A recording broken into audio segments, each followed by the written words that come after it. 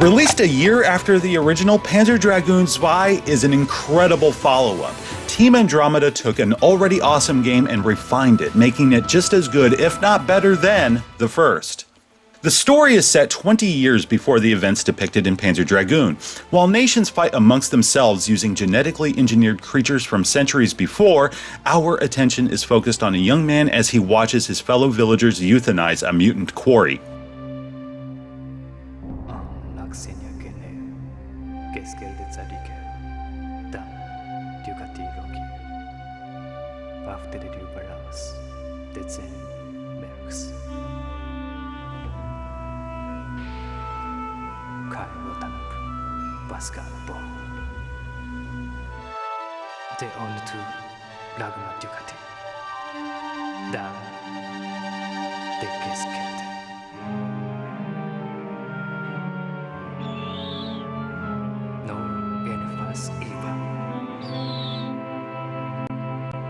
One year later, Lundy is taking Laggy out for a ride when a large battleship arrives and obliterates the village before his very eyes, thus setting our roaring rampage of revenge into motion.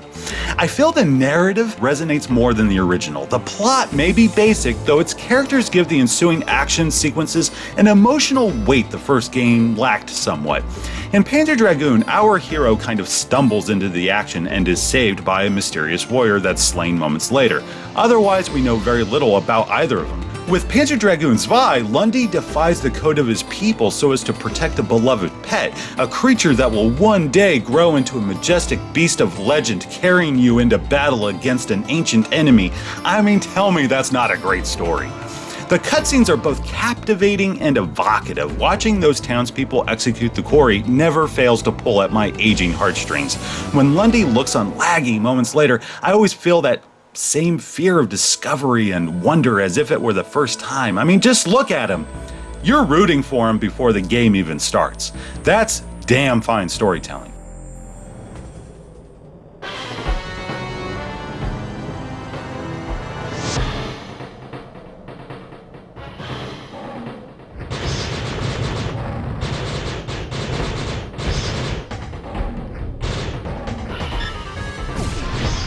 As for the core gameplay, not much has changed. There are 7 episodes in all where you blast one-man fighters, airships, mutations, biological weapons, and turrets, culminating in a boss battle. Like the original, it's fast-paced and oh so satisfying. Aside from the usual refinements one would expect, like more on-screen enemies and advanced AI, we now have branching pathways and the Berserk attack. And thanks to Kevin Smith, I always want to call it Berserker. My love for you is like a truck berserker. Would you like some making fuck berserker?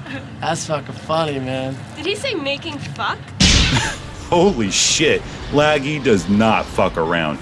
Berserk isn't all that different from Laggy's lock-on attack. Whenever you press X, Y, or Z, Laggy will automatically lock onto anything within range and let loose. This is just awesome. It's like 10 seconds of pure rage. The Berserk attack has its own energy bar that will drain as you fire, though it will replenish itself as you take down more enemies.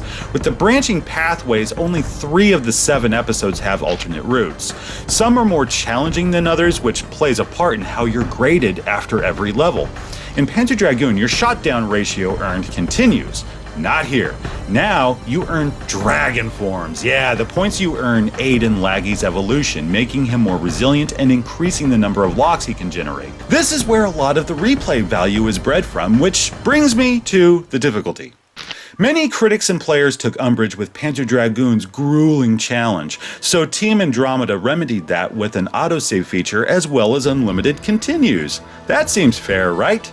Well, people were bitching that Zwei was, wait, what's that? Way too easy. Jesus, Herald Christ on rubber crutches, people. Will you make up your damn mind? You can beat this in one sitting, it's true. But there's an easy solution to this problem. Play it on a harder fucking setting. When I was a kid, I always played Streets of Rage on easy. It wasn't until I got older when I said, damn, I love this game, but it's too easy now. Whatever shall I do? Oh, I know. I'll play it on normal. That's the ticket. Granted, harder settings aren't available at the start. Only after you've beaten the game and opened Pandora's box will you find a treasure trove of bonus features, including a batch of difficulty settings. Zwei is still challenging. The likelihood of anyone beating this without dying once on their first try is low. The first time I played this, I died quite a bit. Episode 3 is when I felt the heat. You have gliders and mutants flanking Laggy almost immediately, showering you with flaming cannonballs and whatever that shit's supposed to be. Episode 4, like Panzer Dragoon, is like a magic motion simulator through some archaic sewage system. The Rando Dula is especially crafty since it releases these pink blobs. They seem harmless, though they turn into homing energy bolts when fired upon. You can avoid them, but it's a pain in the ass. This is when you start finding enemies that utilize countermeasures to deflect and or dissuade you from using Laggy's lock-on and Berserk. I don't know. I mean, I guess having unlimited continues and autosave do make for an easier game. Unlike Panzer Dragoon Eins, it didn't take me anywhere near as long to beat. With that being said, Zwei will put your skills as well as your patience to the test. If someone told me they had beaten it on the hardest setting without dying, the first words out of my mouth would be, video or it didn't happen. No lie, it would blow my mind. Then again, I've been told I'm easily impressed, so what do I know? This brings me to the graphics. One thing you'll notice right off the bat is the frame rate. Many felt the original looked too choppy, running at 20 frames per second, but it didn't bother me at all. In Zwei, the frame rate is higher with very little lag, which is impressive when you take all the enemies and lush environments into consideration. Again, some of the bosses are just gigantic. The Shell Koof is an entire goddamn stage, yet it's a boss. The fucking thing is huge. The stages are even more vibrant and engaging than those in Panzer Dragoon. In the first episode, you're charging through what remains of Lundy's village. It's chaos, large structures surrounded by enemy craft and monsters, littered with fiery debris. You feel like you're at the center of an invasion. I love it. My favorite stage is, without a doubt, episode 5. The sunrise, persistent snowfall, and frost-laden ocean surface. It's just gorgeous. These elements have been executed very well, reinforcing that sense of immersion while showing off a broader color palette and sharp textures. Bra-fucking-vo. Let's talk about the music. In a word, brilliant. Yeah, the orchestral grandeur of the first game is now more tribal and understated. It's like we went from Tangerine Dream to Hans Zimmer. Wait a minute. Strike that. Reverse it. And that's not a slight. Neither score is better than the other. No, in my opinion, both soundtracks are first rate and complement their respective games.